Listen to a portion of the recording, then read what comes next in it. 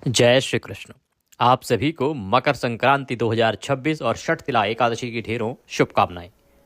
प्रिय दर्शकों, आज के इस वीडियो में हम बात करेंगे कि षटतिला एकादशी और मकर संक्रांति को एक साथ किस प्रकार से मनाया जा सकता है। कैसे आपको मकर संक्रांति और षटतिला एकादशी एक साथ मनानी चाहिए, क्योंकि दोनों के एक साथ का ही योग बन रहा है। मकर संक्रांति 14 तारीख को है, क्योंकि सूर्य जो है मकर राशि में अर्क रहे हैं दोपहर को 3:07 पर, और नियम कहता है, शास्त्र कहता है कि सूर्यास्त से पहले यदि सूर्य भगवान राशि परिवर्तन करते हैं तो वह संक्रांति उसी दिन मान्य होती है। और मकर संक्रांति का पुण्यकाल 16 घंटे पहले लग जाता है, तो इसके अनुसार पुण्यकाल भी सुबह सुबह लग जाएगा। और दूसरा, षटतिला एकादशी सुबह से ही पूजन करेंगे, क्योंकि सूर्य के मुख से एकादशी है, बड़ी उत्तम एकादशी है, तिल का बड़ा विधान है। तो ये दोनों त्योहारों को एक साथ कैसे मनाना चाहिए, सुबह से लेकर शाम तक क्या क्या करेंगे, एक दूसरे के साथ कैसे सामंजस्य बिठाना है, जिससे कि एकादशी का भी पूरा फल प्राप्त कर सकें और मकर संक्रांति का भी पूर्ण फल प्राप्त कर सकें। मकर संक्रांति पर खिचड़ी का दान किया जाता है, बड़ी महिमा है उसकी। तो क्या इस दिन खिचड़ी का दान किया जा सकता है क्या?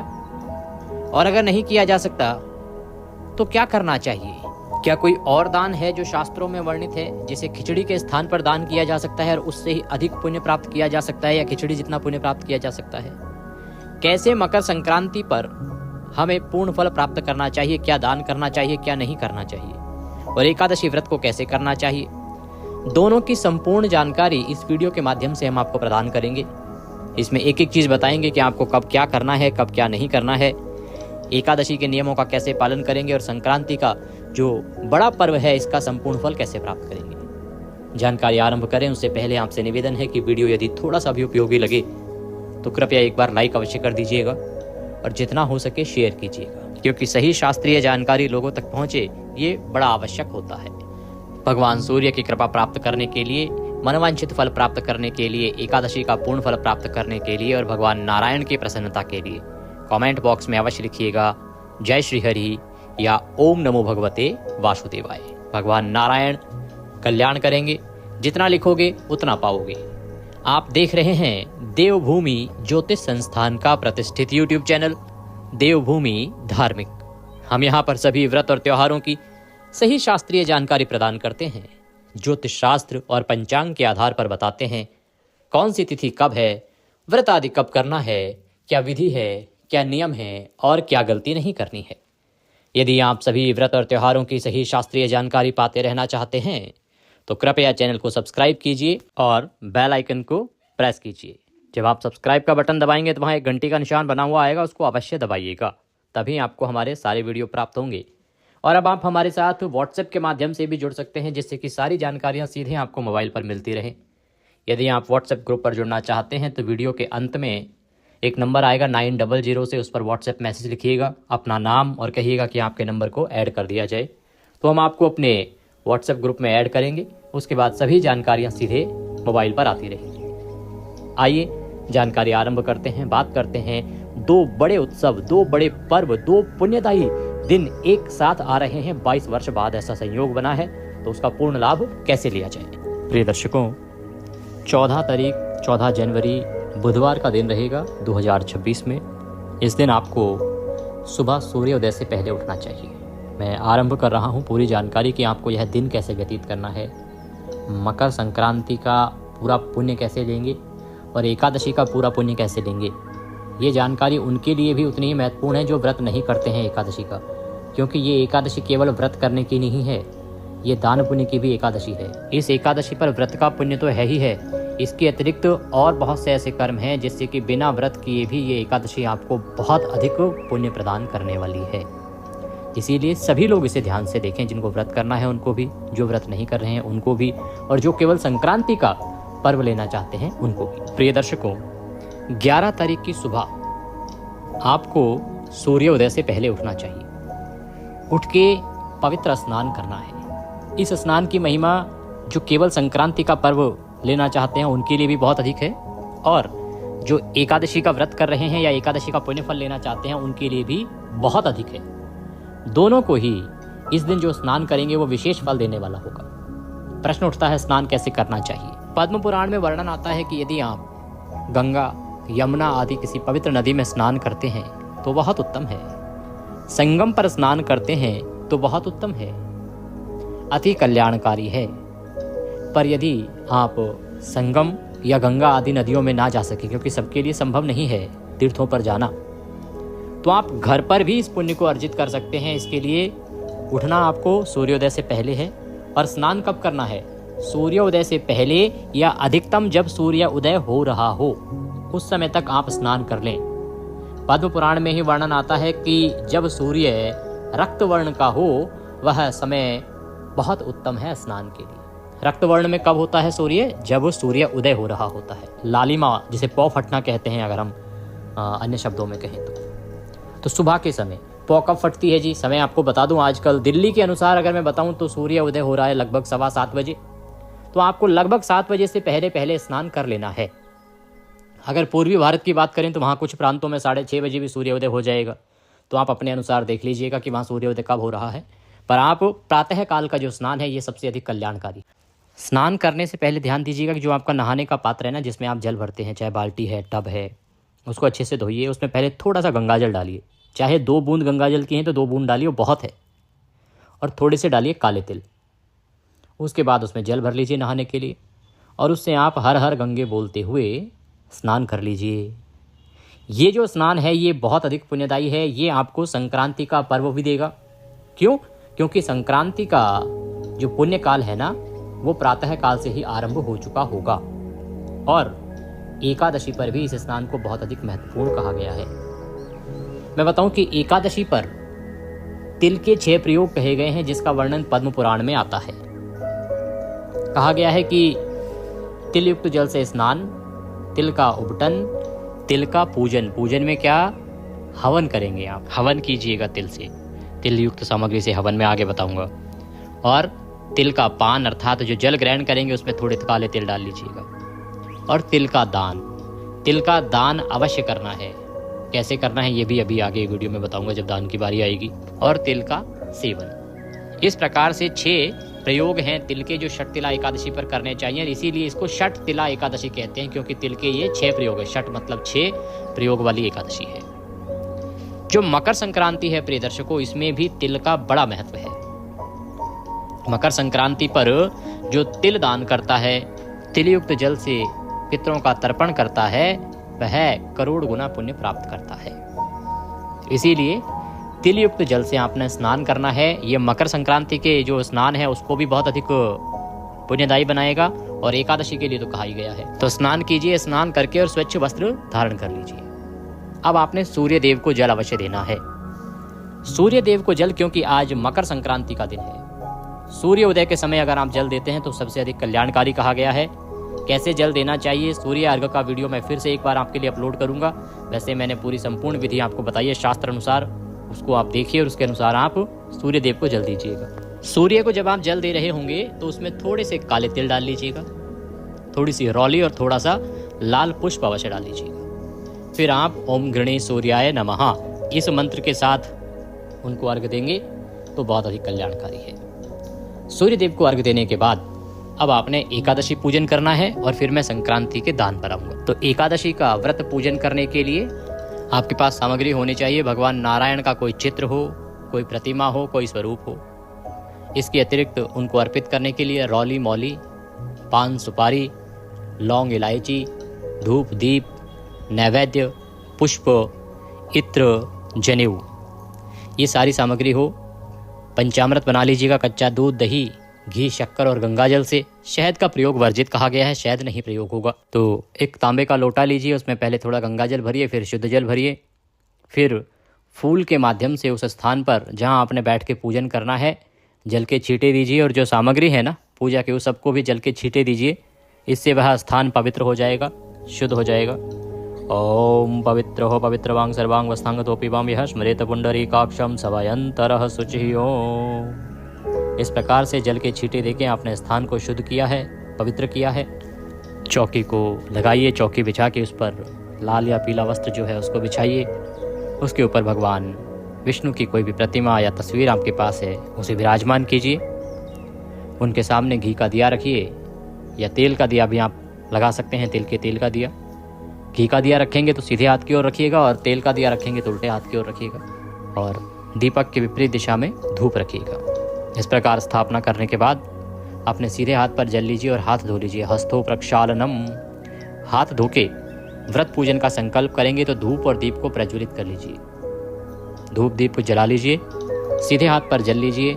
1 रुपये का सिक्का दक्षिणा के रूप में कम से कम रखिए। पुष्प लीजिए हाथ में और संकल्प के लिए 3 बार बोलिए ओम श्री विष्णु, ओम श्री विष्णु, ओम श्री विष्णु।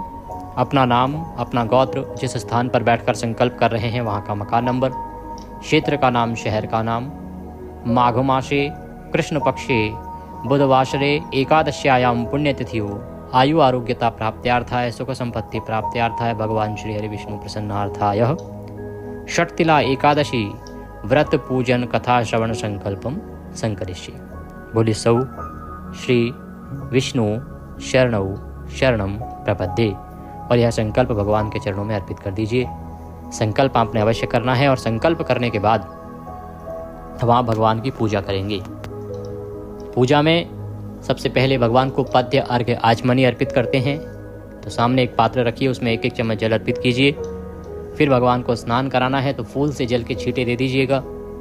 फिर पंचामृत से स्नान कराएंगे तो पंचामृत को फूल पे लगा के अर्पित कीजिएगा, और फिर शुद्धियोदक स्नान के लिए फिर से जल के छींटे दीजिएगा। उसके बाद भगवान को वस्त्र अर्पित करेंगे। वस्त्र के रूप में मौली का टुकड़ा तोड़ के अर्पित कर दीजिएगा। वस्त्र के बाद यज्ञोपवीत होता है तो जनेऊ लीजिएगा। जनेऊ को रौली कुमकुम आदि से तिलक करके वह अर्पित कर दीजिएगा। यज्ञोपवीत के बाद भगवान को इत्र लगाइएगा, फूल पर इत्र लगा के अर्पित कीजिएगा। तदुपरांत भगवान को तिलक कीजिए। तिलक करके पुष्प अर्पित कीजिए। माला है तो माला पहनाइए। पुष्प आदि अर्पित करके धूप दिखाइए, दीप दिखाइए, और नैवेद्य के रूप में तिल से बनी किसी भी मिठाई को अर्पित कीजिए। गुड़ तिल के लड्डू हों, बहुत कल्याणकारी हैं। जो भी तिल से बनी हुई मिठाई है वह अर्पित कीजिए, और फिर जल आचमनी के रूप में 1 चम्मच जल लीजिए और उन्हें अर्पित कर दीजिए। तांबूलम पूंगी फलम, अंत में आपको तांबूल अर्पित करना है। तांबूल क्या होता है? पान का पत्ता लीजिएगा, उस पर 2 लौंग, 2 इलायची और 1 सुपारी रखिएगा।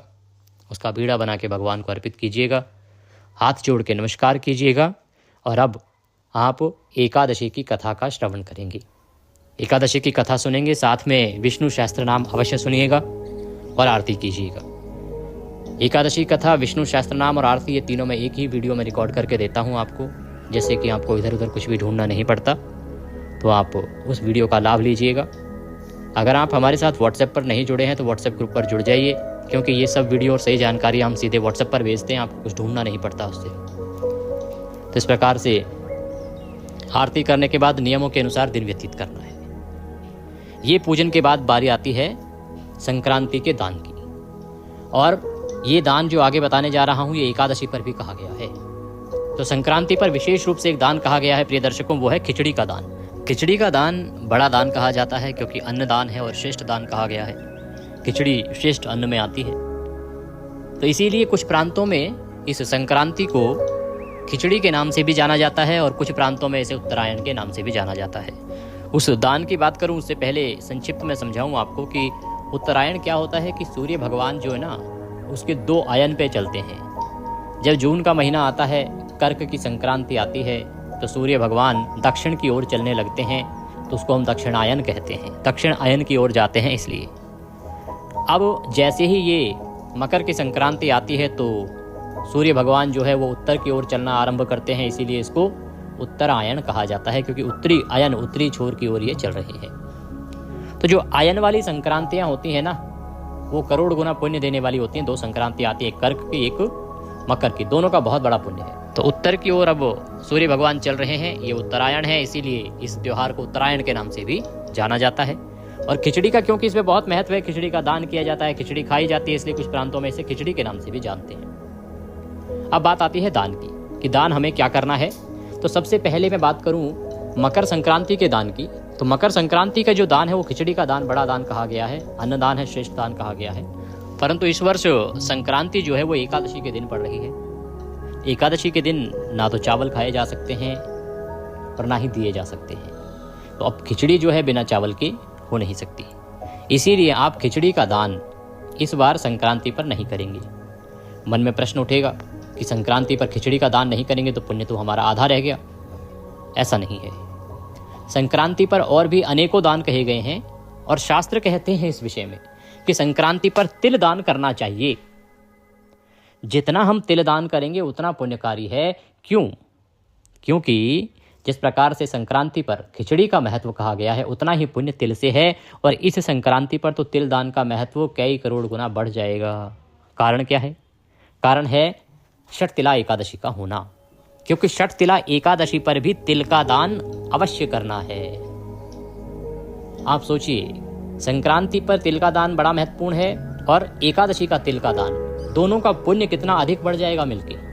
तो आपने दान क्या करना है? तिल का दान। खिचड़ी को छोड़ दीजिए, खिचड़ी के स्थान पर तिल का दान दीजिए। काले तिल हैं, काले तिल का दान दीजिए। काले नहीं है, सफेद तिल हैं, सफेद तिल का दान दीजिए। कैसे देना है?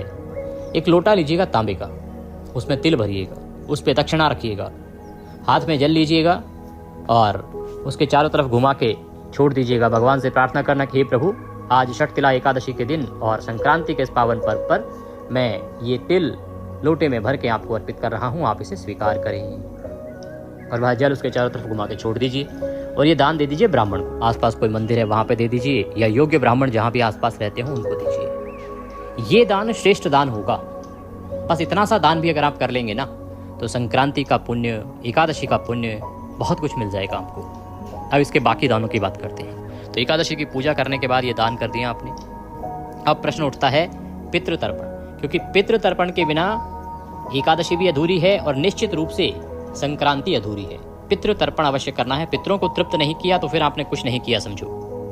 पितरों को तृप्त करने के लिए एक लोटा लीजिए तांबे का या पीतल का, उसमें पहले थोड़ा सा गंगाजल भरिए, फिर शुद्ध जल भरिए, थोड़े से काले तिल डाल लीजिए, कुशा मिल जाए तो कुशा डाल लीजिए, तुलसी का पत्ता अवश्य डालिएगा। ये सब डाल के सामग्री को आसन लगाइए। आसन लगा के दक्षिण दिशा की ओर मुख करके बैठ जाइए। लोटे को सामने रखिए और गीता के 7वें अध्याय का श्रवण कीजिए।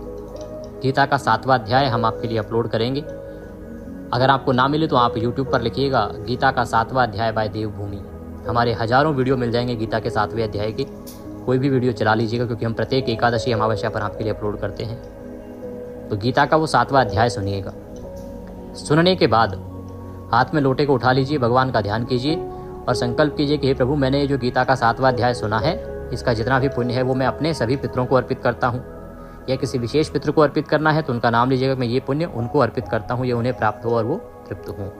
मान लीजिए आपके कोई पितृ इस प्रकार की मृत्यु हुई हो जिनकी मुक्ति का चांस कम लग रहा हो आपको, तो आप उनको ये पुण्य अर्पित कीजिए जिससे कि उनको मुक्ति हो जाए, तृप्ति हो जाए। ये आपने निवेदन करना है। फिर आपने इस जल से करना है तर्पण। तो एक बड़ा पात्र ले लीजिए, बर्तन ले लीजिए कोई, उल्टे हाथ में लोटे को पकड़िए और सीधे हाथ में अंगूठे और उंगली के बीच का जो क्षेत्र है ना, इसे हम पितृ तीर्थ कहते हैं।